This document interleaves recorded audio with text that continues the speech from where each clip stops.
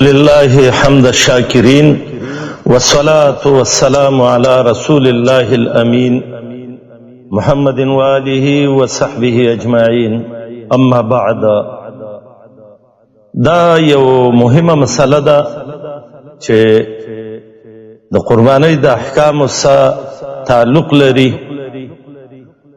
هغه دا دی چې د مړي نه قرباني کیږي او کنه کیږي.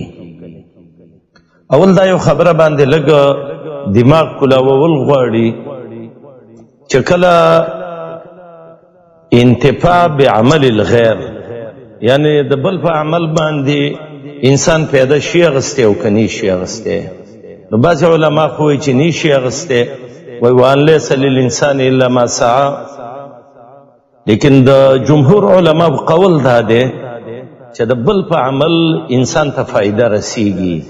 او دې دپاره شیخ الاسلام امام احمد ابن تیمیه رحمه الله تقریبا 22 دلایل ذکر کړي دي.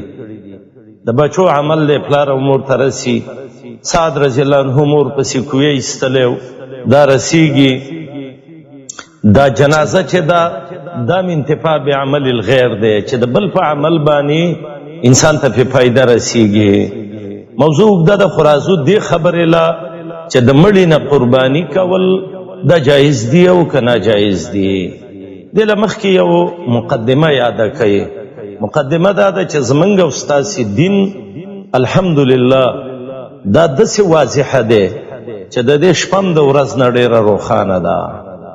او عمر بن الخطاب رضی الله تعالی عنه ته یو یهودي ویل ستاسې دین پوره دی؟ ویاو وایي ستاسې نبي تاسې ته د باتروم د ننوتلو طریقه هم ښودلې ده د بیت الخلا.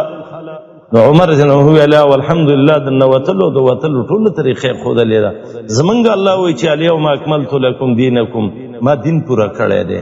نو زمونږ او ستاسې چې دا پوره دین دی زما ورونو، دې کې الحمدلله داسې مسائل نشته دی چې موږ ته قرآن و حدیث کې نشته دی، او حدیثو د جناب رسول الله علیه السلام کې یا به صریحا معلومیږي یا به اشارتا معلومیږي. د مړي نه قرباني کول دا په یو څو طریقو باندې دي. یو طریقه دا ده چې مړي درته وصیت کړی دی چې هلکه زه مړ کېږم خو ته به زما د پسې قرباني وکړې. نو بالکل صحیح ده، قرباني به ترې کې د مال د درېمې حصې نه به د مړي وصایات دا نافظ کیږي، ځکه دا د حقوقو د مړي نه دي چې تنفیذ الوصایا من ثلث ماله. نو که وصیت یې درته کړی نو د مال د درېمې حصې نه ته به د هغه څه چل وکړې، قرباني وله وکړې. یا ویسې چې زه مال درېمې او څلورمې ته نه ګورم، خو زما پلار دی او ما ته وصیت کړی، زما مور دی، زه ته قرباني کوم. بالکل د وصیت په صورت کې دا شی کولی. بس د عامې قربانۍ حکم یې دی. دویم دا دی چې وصیت یې درته نه دی کړی او ته وایې زه وله داسې قرباني کومه لکه د ځان نه چې کومه، نو لم یصح فی شیء من السنة المطهره، د نبی کریم علیه السلام نه په هیڅ صحیح حدیث کې نه دی راغلی. کوم روایت چې راغلی دی چې علي رضی الله عنه وایي چې ما ته محمد رسول الله علیه السلام ویل که زه مړ وم نو ما نه به قرباني کې. دا روایت امام ترمذي راوړی دی او په درې وجو باندې دا ضعیف دی.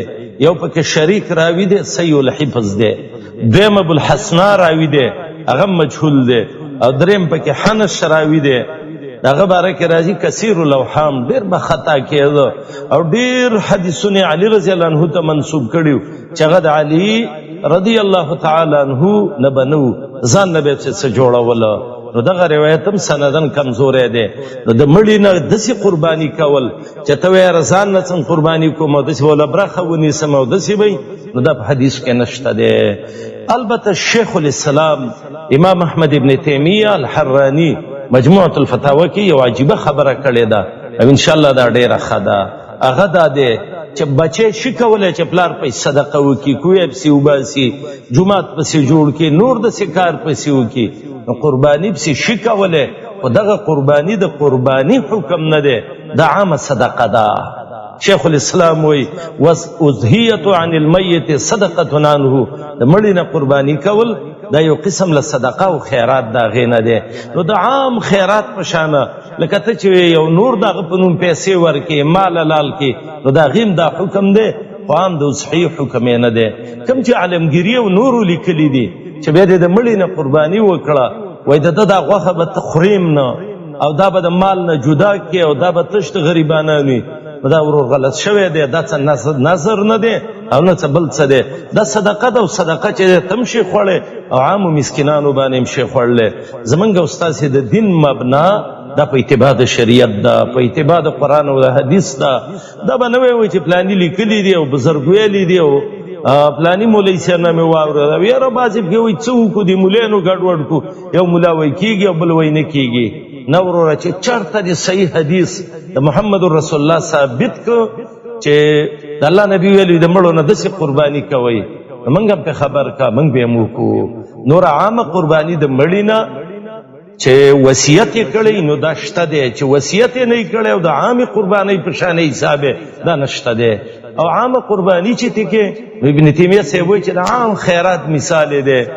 الله سبحانه وتعالی دې زموږ او ستاسې ټول مړي وبخي او زموږ عبادات الله دې د شریعت مطابق کړي او هغه خبرې دې الله زموږ او ستاسې ذهنونو کې راولي چې په کوم باندې زموږ او ستاسې کامیابي ده چې هغه اتباع د سنت دی، اتباع د کتاب الله ده. اقول قولي هذا واستغفر الله لي ولكم ولسائر المسلمين.